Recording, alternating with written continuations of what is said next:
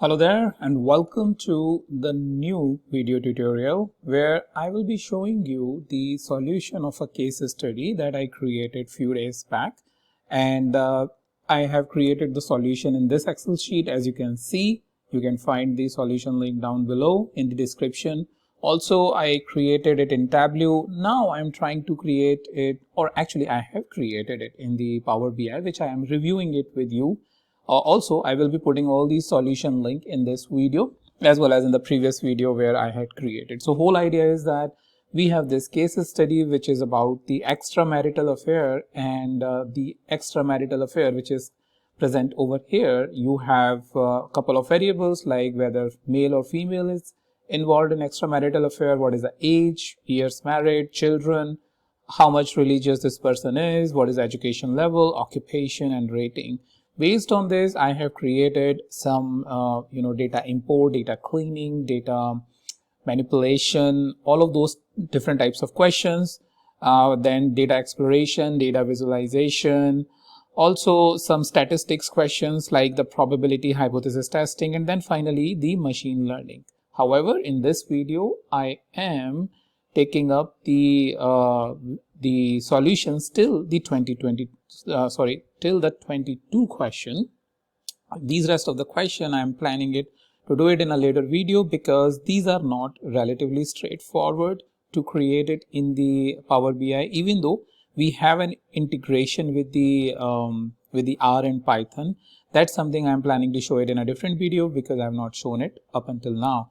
So I will establish that connection and then show it to you as how you can do this. But in this video, I am taking up these questions till 22. So from here, we will move on to this Power BI workbook.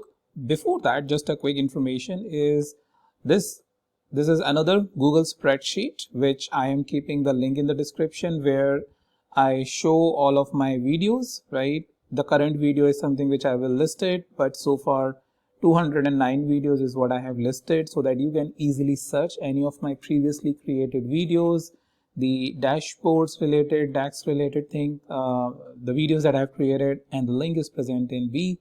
Like this user is coming, and using this sheet, you can also use it if you are looking for some specific topics. Also, I have exercises where I have taken the exercises from the Power BI Workout Wednesday website, and I have solved it and put the solution here in this video link. So all of these things I am keeping it over here. Go utilize it and find what you need, right?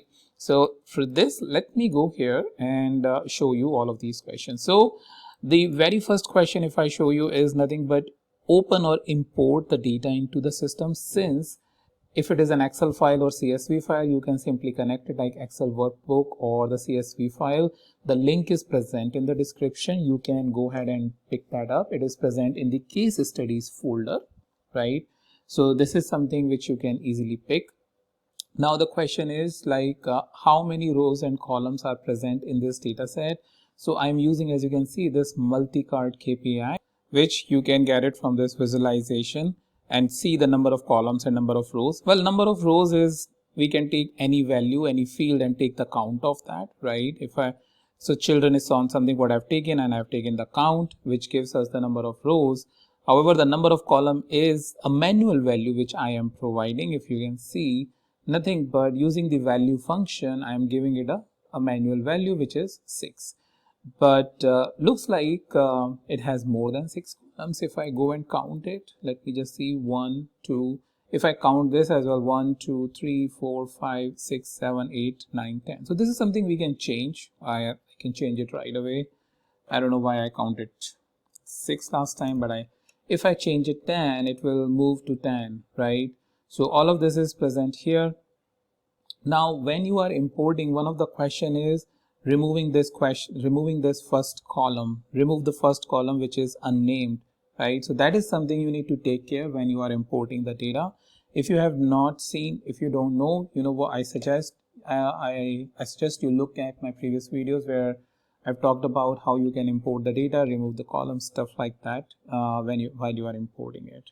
So with that, Couple of questions like how many rows and columns are present is something I'm covering it here.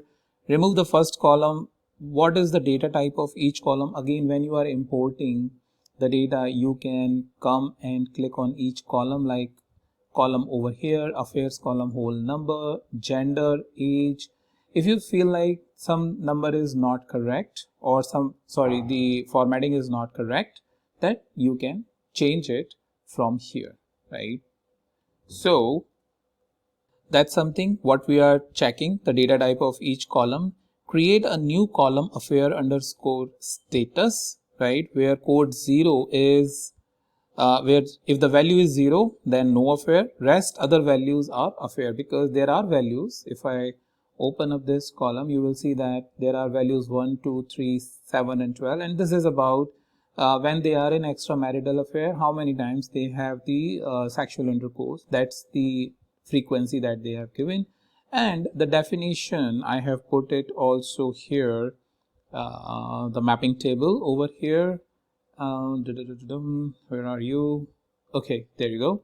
In column this one, like 1, 2, what does 7 indicate, what does 3 indicate, so on and so forth, like for age code, for year married code, religiousness, occupation, status, education, rating code, right? So this is present in my solution file because I did the solution over here in the Excel.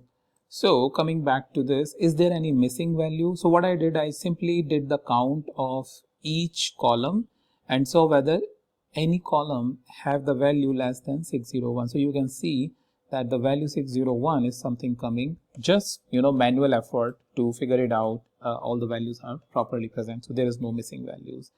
The question number 7 is how many males and females are present in the data set. Create a count table and percentage, and this is where I am using this matrix where gender I have taken in female, and count of affairs and percentage count of affair I am taking in this table. So how many males and females are present? Well, you have 315 females in this data set and 286 males, right? So this is the count, but what is the distribution which can better reflect in percentage? So 51% is female and 48% is male. So relatively balanced data set we can see.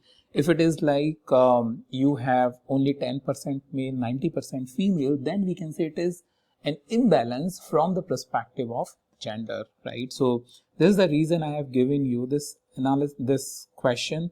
And whenever somebody is asking like why percentage is important and stuff like that, it's to check how the distribution of the data really looks like within the table. Now, question number 8 is what is the most common age in the data set? So what I did is I took the age on the simple table. If I just click over here, I took the simple table, I took the age over here, and count of affair status is something which I have taken. What is the most common age? So 27 is basically the most common age, which I believe is the age between 25 and 30. That we can check it from the mapping table over here. So over here, age code 27 is 25 to 29. That's what I was saying, 25 to 30, but 25 to 29 is something what it indicates, the middle value over here. So 127, that means with the age group of 25 to 29 people are the most common age in this data set because it has the highest count value. Now the benefit of this table is you can get an idea of rest of the other values. However, if you have the hundreds of values, then in that case this table is not efficient. What you may want to do is create that count expression. I believe it will be a little bit complex because you have to pick up only that count which has the highest representation and put it in the KPI, right? In that scenario where for age or any other column you have hundreds of unique value. In that case, this type of a table will not present because a user will have to go up and down a lot. Now the next question is this overall common age differ by male and female? Visualize it and interpret the output. So over here, what we are indicating is this visualization, which is helping us female and male, both in case of male and female, we see that 27 is the highest representation of the value. If we want, we can indicate the numbers as well by coming over here in properties, and the values are coming. So 70 is here and 83 is here. The second best represented value is 80, right? So that is something giving us an indication that this is also a very close value in case of female. However, in case of a male, 70 is the only highest value. After that, you have 56. So the whole interpretation of this is, both in case of male and female, the age group between 25 to 29 is the highest representation group. All right, let's move on to the question 10 to 13. So the question number 10 is, do male more involved in extramarital affair than woman?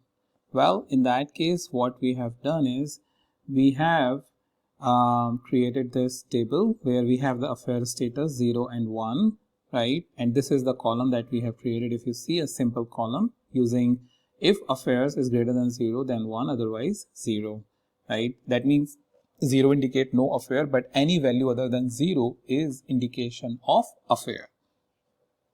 So over here you have this table which indicates, in case of female, out of 315, 72 females are engaged into extramarital affair, and 78 males out of 286 is engaged into extramarital affair.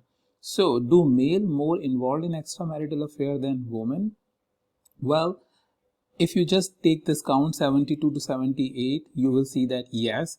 However, even in case of denominator, you have 315 and 286, which clearly indicates that male are more involved into extramarital affair based on the data set that is being given to us, right? So this is what our interpretation will be as part of the output. Now the question number 11, usually in which age women are tend to involve more in extramarital affair? Again, going more in depth into one column, right, to explore this. So over here you have the count of affair status by age. So we have this age, and I'm sure that a filter must have been applied. Yes, over here you can see the gender female filter that has been applied on this visual. So clearly this indicates that this is a female, the table for the female. Clearly in the age of 25 to 29, the affair status is high, and let me just see, we have count of affair status. So we have the affair status high. However, the question is, usually in which age women are tend to involve more in extramarital affair, right? So I want to make sure that this affair status should only indicate that affair is yes. So if I again bring it over here and I choose the basic filtering and I say just 1, right? Now this visualization is only for those females who are having affair, who are having extramarital affair. So you can see, as soon as I check this, the age group of 32, where I believe 30 to 34 age group of women are having more affairs, and then 25 to 29 years of age group women having more affairs. So this is a correction I just made, but you can see how easy it is to answer the questions like this within the tableau, within the Power BI. Sorry, mentioned tableau. I keep doing this, both the blogging and keep using the names interchangeably. All right, so question number 11. The 12 is, does low number which is less than 5 years of marriage impact for extramarital affair? So again, I have created this table, year married category. Year married category is a custom category, which if I go here, you see that if I select this column, it says that if years married, which is this, is less than 5, then year married is less than 5, otherwise greater than 5. So this is what the column I have created. This is not present in this data set. However, it is present probably present as a question like this. So what I'm indicating is this is the category. Does low number of years of married, which is less than 5, impact more for extramarital affair or later years? So this table gives us an idea. Less than 5, you have 44 extramarital affairs out of 245, and in case of greater than 5, you have 106 out of 356. It gives you some idea about what's going on. However, percentages will give you a better idea in this case.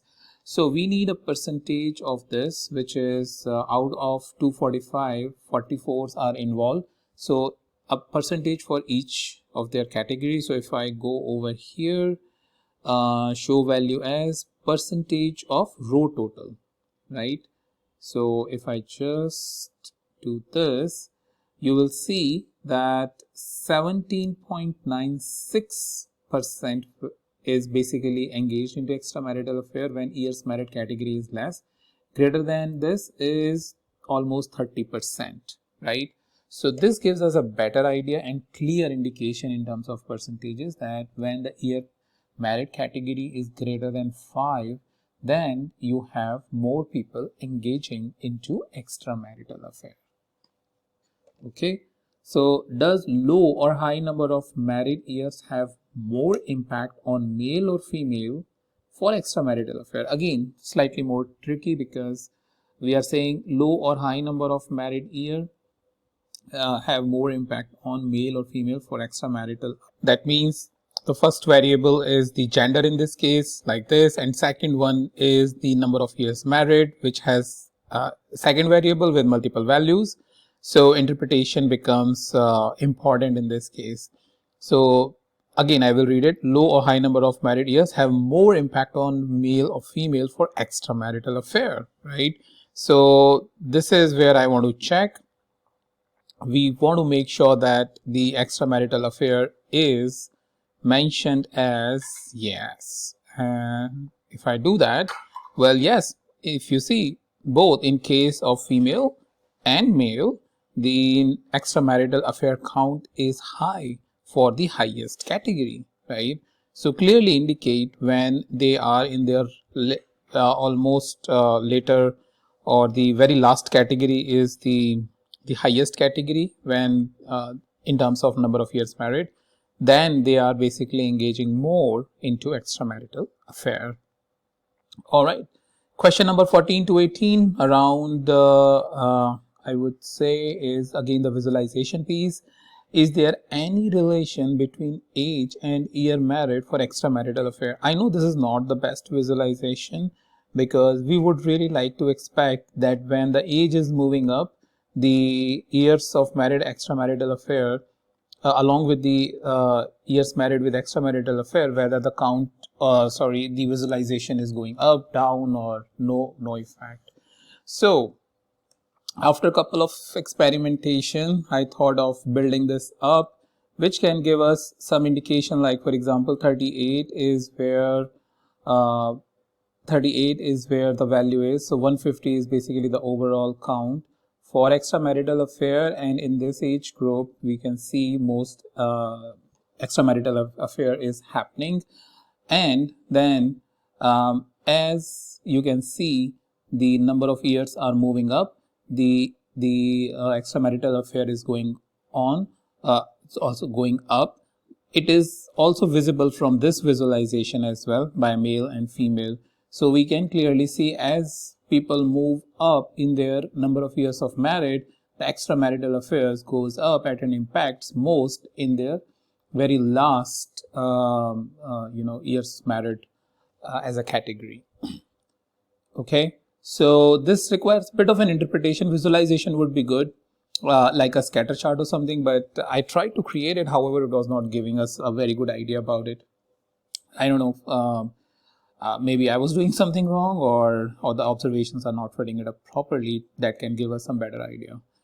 But anyways, if you try it out, make sure you put it in the comments, like what your output is if you are solving this in a different way. So next question is, how many children or non-children values are present in the dataset? Again, this is very simple.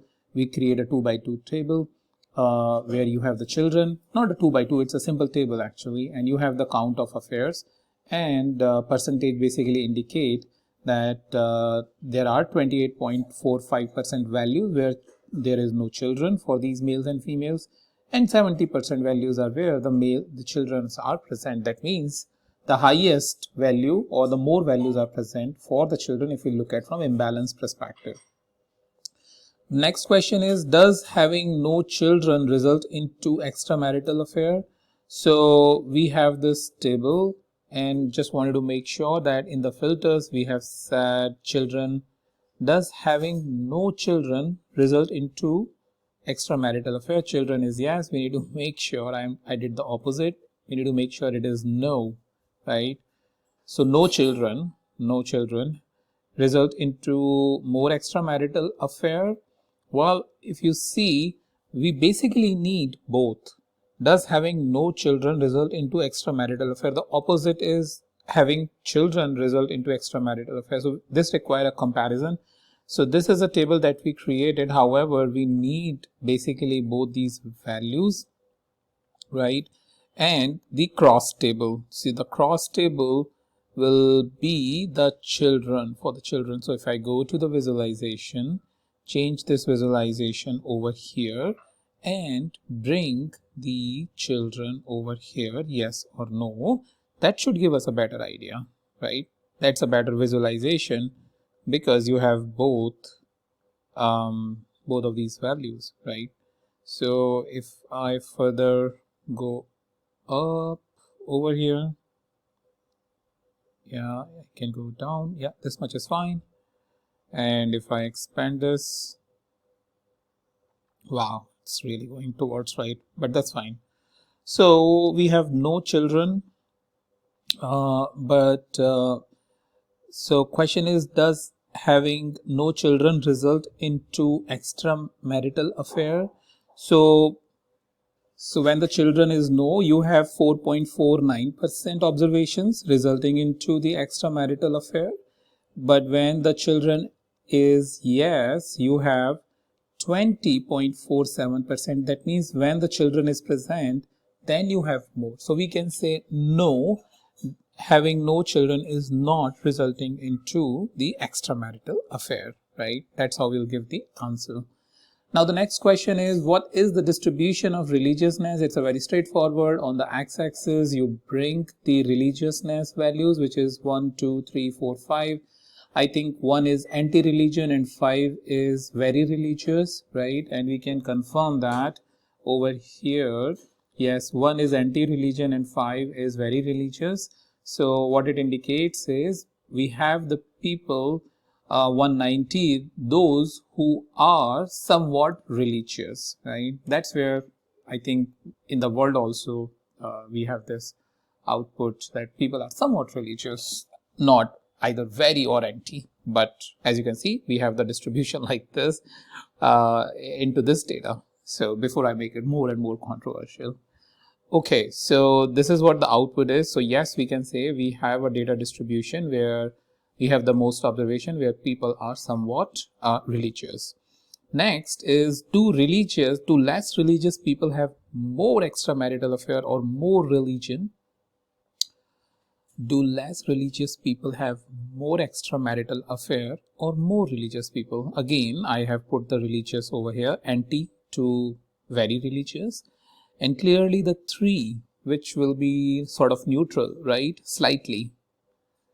These guys are the one who are basically engaged more into extramarital affair.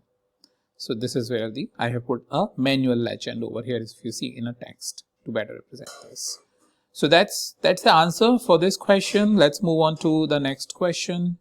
Okay, now some more probability question. If it is small for you, let me bring up the. Okay, so if I show you what is the probability of male having an affair, again I created this 2 by 2 table, affair status, male and female.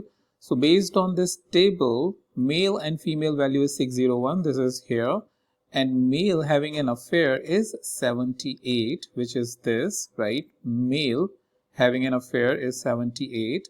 Therefore, probability of male having an affair is 78 divided by 601 is 13%, right? So that's the answer for this. The second question is, what is the probability of male with children having an affair, right? So this is where I have put the children into the filter. I have shown you in various previous scenario where I am putting the filter as a children.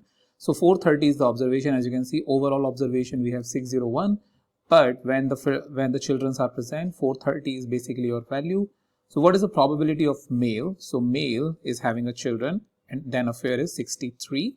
So the output is 63 divided by 214 in case of this male is 12.97%, which is 14%, right? Because we are specifically asking it whether male, only male with children is having an affair. However, I have created the table for all the observation. Now let's move on to the next question, which is, what is the probability of affair for male with high religiousness, which is 5, versus male with low religiousness. So this is where I put the filter for 3 and 5. So this is somewhat religious, this is very religious, and we can see high religious people is basically 34 and 6 is having affair, so 17.64% when male is high religious is basically having an affair, and low religious is 22, 40%. So clearly those who are having somewhat religious as a category, that means low religiousness, they are engaging more into extramarital affair. And here we have the final question, do probability of female with children are more inclined to affair than female with no children? So again, as you can see, I'm making more and more complex by involving more and more variable. So children, yes, no. Female is something what we have filtered this data set on, and here is your affair. So female with children 60, right? Children is yes, 60 divided by 260, 28% is the probability, but no children is 12%. That means those female who are with the children are engaged more into extramarital affair. Okay, so these are the 22 questions. As I promised at the start of the video, I wanted to cover in this walkthrough of the solution within the Power BI. But yes, these are the type of the solutions which I will be posting more and more. So make sure you subscribe, and you are getting benefited from these type of questions. I will create more and more complex ones, so make sure you stay tuned to my exercise videos. And also, after looking at this solution, try attempting yourself. If you are attempting yourself without even looking at this, that's really great. I mean, if you have already attempted all of this and with these solution, and let me know how did you find it, and I'll be happy to answer if you have any question. With that, thank you so much for watching, and I'll meet you in the next video.